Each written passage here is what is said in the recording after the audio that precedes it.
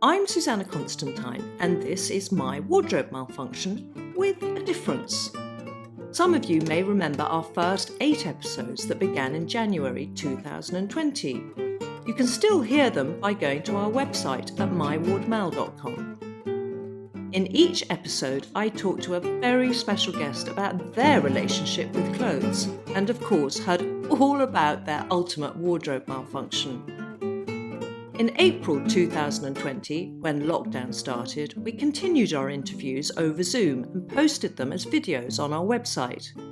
The sound was sometimes a little bit dodgy, but many of you have asked if we can put them on our feed. So here they are, crackles and all.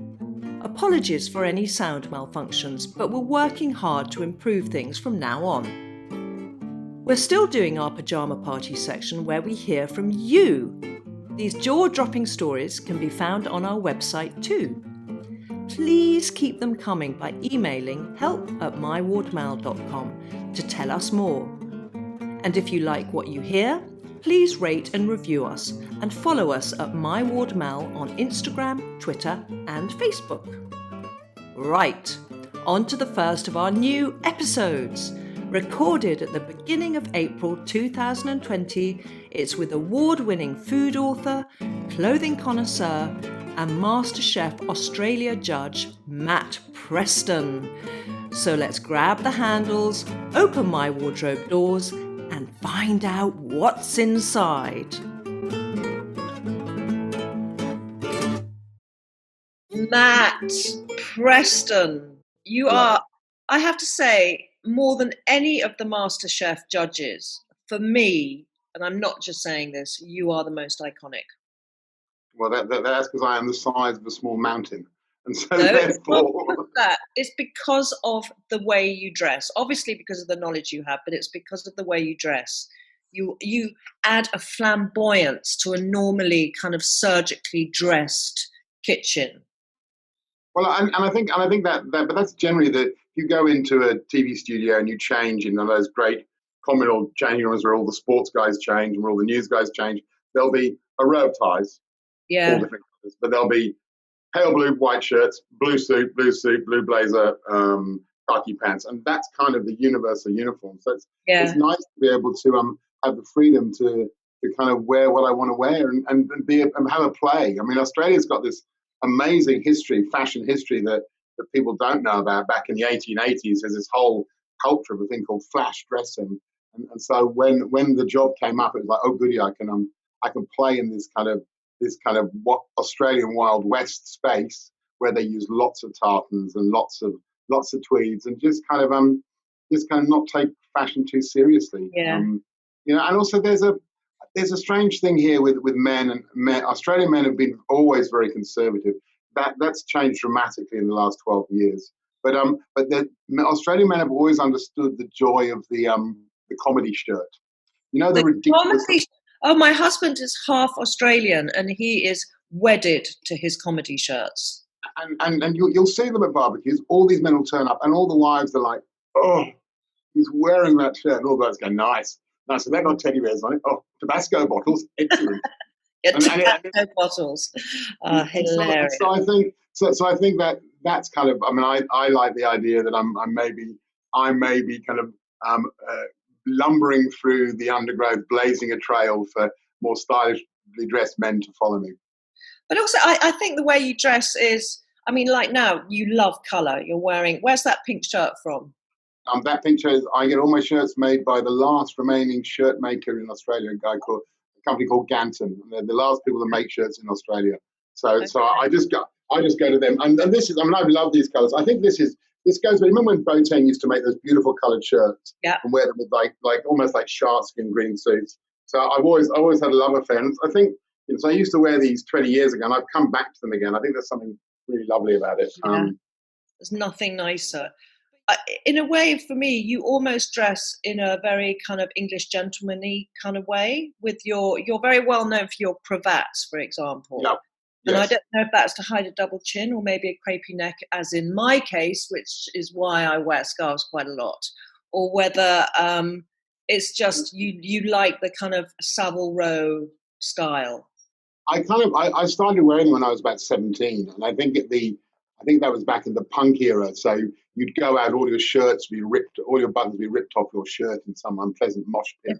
So if you had something around your neck, it would keep you warm. And so I kind of like that idea of putting, whether it's a properly cut cravat or whether it's just a strip of material around the neck. I think it's a nice way of adding a splash of color. I mean, it is ironic that probably the reason why I kind of people remembered who I was because of that strip of material. Yeah. So it's a weird thing to be known, being identified with that. But I suppose it's a bit like that whole generation of American TV detectives. Peter Falk as Columbo with a dirty raincoat, and exactly. They all have a certain thing. So having a thing, a fashion thing. I mean, I'm making a new TV show at the moment. We started to play with that a little bit, in terms of more kind of Western wear or boleros or bootlace ties or just neckerchiefs tied at the side, which is quite shocking. And people do, I think, going back to your point, the crepey neck is undoubtedly why you have a beard. And this is something that do you think men get it as much as women? Oh, I shave my beard off in summer, and I've always been pretty kind of cool about it. Oh my God, I've got this bit here coming. I can't have that. I've never thought about any plastic surgery. I was thinking, I rang my friend, the plastic surgeon, and what do you reckon? Yeah, lower facelift, I can do this. I thought, that's ridiculous. I'll grow the beard back. No one will see it anymore. Well, maybe that's what I should do, is grow a beard. That's the answer, clearly. Yes, it would be great. Or just a fake one, just a red one. Yeah, a little fake one. Do you have, is there any kind of item of clothing or anything you possess, a piece of jewellery, which you would consider to be your comfort blanket? Oh my God, he's organised. I have it here. I have it. And so I'll talk you through this. So okay. Back when I was living in London, I was born and brought up in Fulham.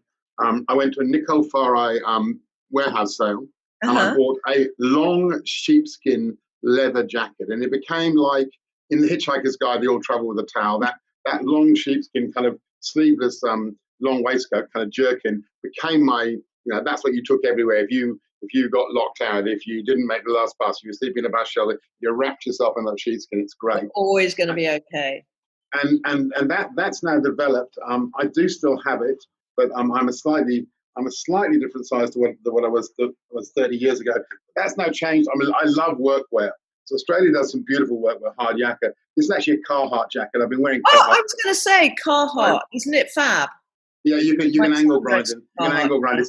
Stupidly expensive outside of America. We were filming in San Diego, and I made my two fellow judges drive an hour to a monstrous warehouse that only sold fake grass, and on the side had this amazing Carhartt store. So I just ran in there going, I want some of these and two of those. There's another really good label, Matt, which is quite similar to Carhartt, called A Day's March. Okay, so check it out. I'll check it out. And it's much cheaper. And it's fabulous. But this in America was only $60 US. Wow. So I'm also mean. So now this scarf, so I bought that there. This scarf is I traded this for a cravat when I'm doing some live shows in India, and it's from Ladette in northwest India, and it's sort of, I suppose it's like a rugged pashmina, but it's absolutely stunning. And there are moments I feel a bit, if I'm feeling a bit if I feel a bit too Pavarotti-like, I understand now Pavarotti wears the long scarf. And then the hat was given to me by a band when we were in South Africa last year called Good Luck, baseball hats tend to, I've got a gigantic head. Baseball hats don't look good on me, but this one seems to fit. And bizarrely, since I've been wearing the Lucky hat, I've had lots of really kind of nice things happen. So thank you to Good Luck Live, the band who gave me that. So if you see me wandering around in the street, that's what I'll be wearing, probably with a pair of jeans and a pair of work boots. Do we think, might we consider, if we see you walking around the street and you're wearing that, might we consider that you woke up feeling a bit insecure and you needed a comfort blanket? I wear it the whole time. That may well be a comment on the fact I always need a comfort blanket. Yeah, I hear Possibly. you. Possibly. No, it is. It's just, it's functional. It's your handbag. It's got lots of pockets you can put things in. It doesn't. If you go somewhere, you want to take it off, and you need to throw it on the floor, it'll be fine there. You don't need, it doesn't need to be looked after. Yeah. It's kind of a self-sufficient. It's a self-sufficient jacket. I do. Having said that, I am mercilessly teased by a group of food writers that I have a lunching dining club with. We travel to places and I wear them. And they rib me mercilessly about the disgusting Carhartt. Oh, well, I suppose it's because it's not your kind of TV image, is it? As much more. Yeah, more and look, but I think that's the weird thing about it. When you have a strong TV image, the scarf, the blazer, and you're absolutely right. That kind of that English tailoring, the English cut. So the jeans, the trousers are always cut kind of. They're more jean cuts. They're much skinnier. But the idea of like 2-button one show or kind of waisted and shoulder pads is very. It's something that I've worked with my dear friend Pino, who's been my tailor for the last 7 years. He's classically Italian, and we've just kind of moved him to cut in that different way, and it's been fantastic. He does a beautiful job. Yeah. Okay, so have you and Pino anything that you've worn, not necessarily styled or made by him, that has led to a wardrobe malfunction? My wardrobe malfunctions all tend to be when I was doing it all myself without any professional help from tailors or from stylists. And because really what the stylists have done is they've taken my natural look and they've polished it. But I did once think it was very funny. I bought a pair of bought a pale blue blazer and a slightly mismatching pale blue pair of suit pants that were about 4 inches too short and really baggy. And I wore those two together like a suit with white shoes. That was pretty disastrous. That's pretty hideous. Yeah. And that was pretty terrible. I did find the picture the other day of me proudly displaying these white shoes. I have a mild obsession with white shoes, which I can talk for 7 or 8 hours on, so I won't. Okay. But the probably the worst one is I just got engaged to my lovely wife, and I went to New York. I found this wonderful shop in Harlem, and I bought myself this beautiful kind of red, long zoot jacket, red jacket, matching red pants, and a banana yellow Nero suit. And I bought these both back, and I took, and they were please keep naked flames away. So I literally came back. I'm excited. So I open up the bag and look what I got. I got this yellow one and this red one. And the person of tears ran upstairs, and she will tell me now that was the point when she seriously debated whether she was making the right decision. So obviously those clothes got very quickly retired. I wore the blue suit for I had a Bucks night, but only with girlfriends. So all the girls had to dress as men, and I wore that suit. So I was allowed to wear it then. Then it got burned. But I was invited to this awards night in Sydney. And I thought, I'll take the red jacket. I won't wear it, but I'll take the red jacket. I'm staying with a friend of mine who's a fashion designer. She said, you should wear the black shirt, black jeans, and the red jacket. It looks really good. And I went, that's fine. My wife's not going to see it. It's okay. I won't win any awards. Nothing's going to happen. And then the worst possible thing happened at the end of the night.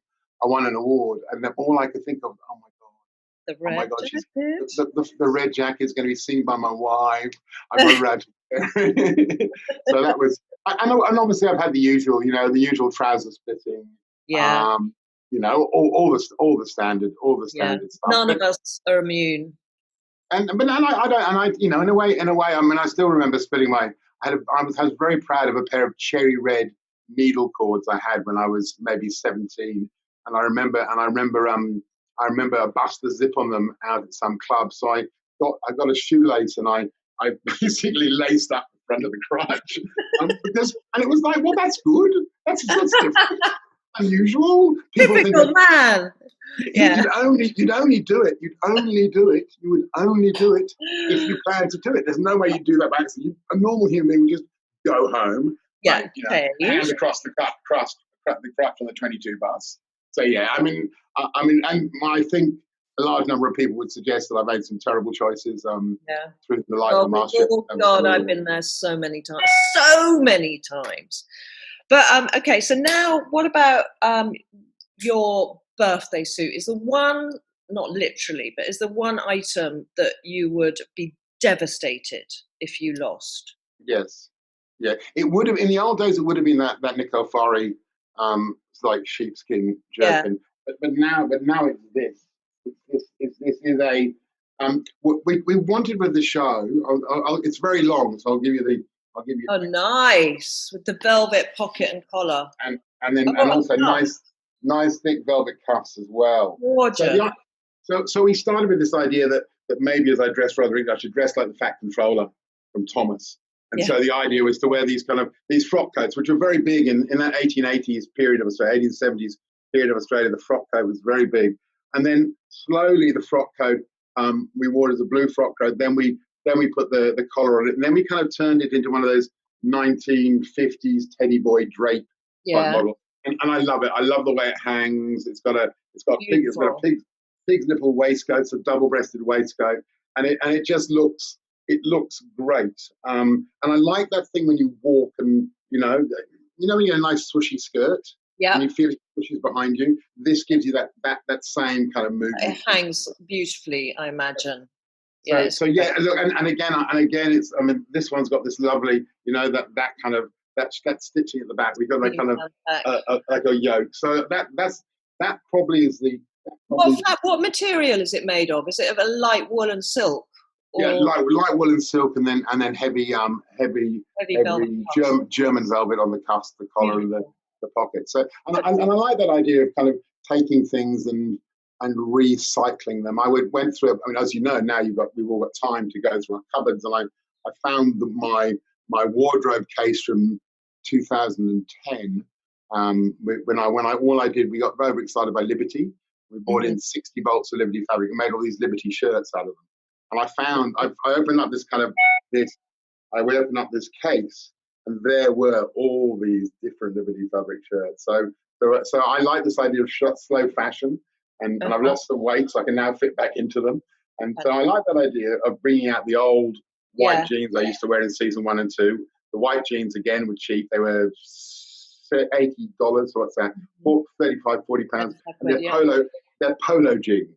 Okay. So they're polo player jeans. Yeah. So white jeans, nice and cheap. Polo player, so you've got the stretch in them. Yeah, so there's a little bit of stretch. They are the jeans. They are exactly the same jeans that Kerry Packer died in twice. Oh, okay, nice. So it's a bit of a burial suit too. So I like that idea about kind of bringing that. I like that idea of slow fashion and bringing things back. Yeah. Because and maybe that's the vanity of men, but we always keep. There's always stuff that you think, oh, I can't throw that away because maybe one day. No, maybe. Isn't that interesting? Because my husband Steen, he's exactly the same. He says he dresses like he's not vain at all, because all his clothes are ripped. We live in the countryside, and most things he wears them 10 days in a row. Disgusting.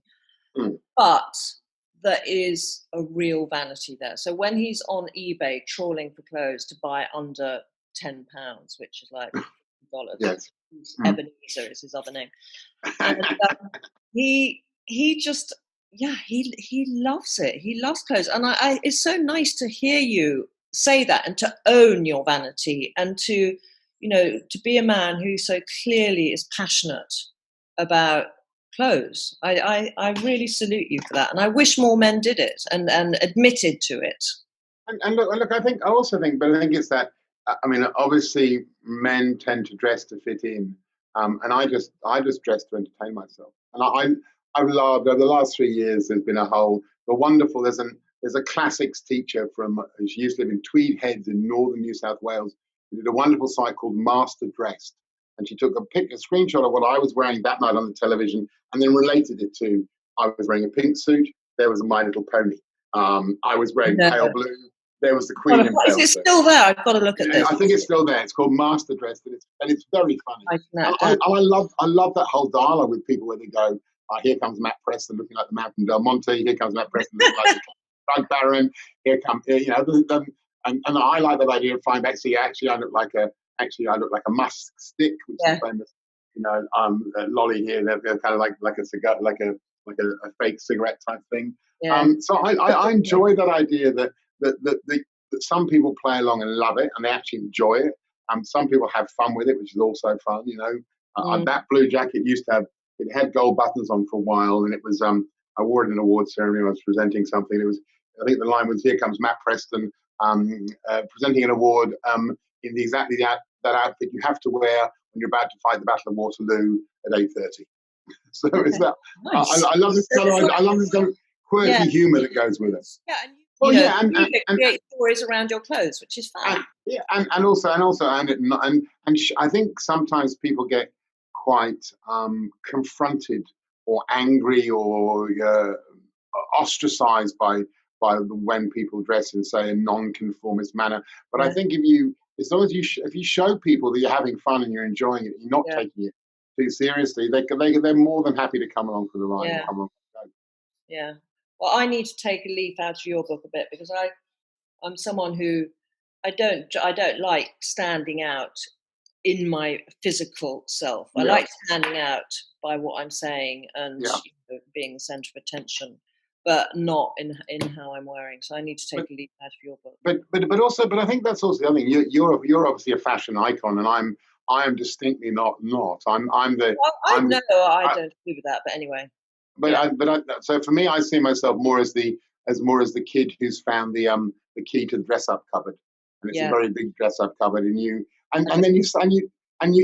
normally have someone terrible, a wonderful one called Charmaine de Pasquale, apparently, and a new stylist, and they're both. It's like, what about? And they go, I've seen this tartan fabric. How about a red Stuart tartan suit, double breasted with gold buttons? You go, and you either go, that's disgusting, or you go, genius, yes.